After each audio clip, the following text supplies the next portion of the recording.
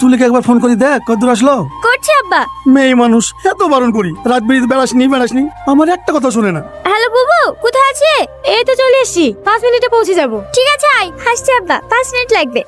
আপনি phone use করেন? হ্যাঁ, ব্যবসা করছি, ফোন লাগবে না? না, সে তো লাগবেই। আপনার নাম্বারটা পাওয়া যাবে? আপনি আমার নাম্বার নিয়ে কি করবেন? না, আমি কিছু দরকার হলে ফোন করতাম। ফোন করার দরকার নেই, আমি ওখানেই থাকি, আসলেই পেয়ে যাবেন।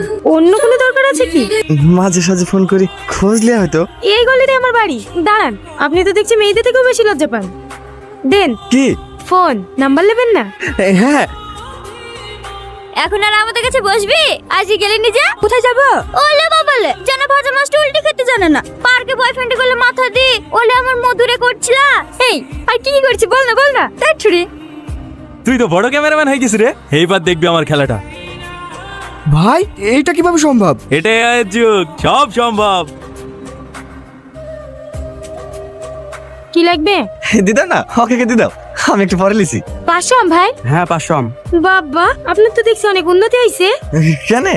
আমি আবার কি করলাম? রাতে ফোন করে বলছো? আপনি থেকে সোজা তুমি। সরি। 30 টাকা ভাই, আর তো কেউ নাই, বলেন কি দেবো? রাগ করে আছেন? আমি রাগ করলে আপনার কে যায় আসি? ভালোবাসেন আমাকে?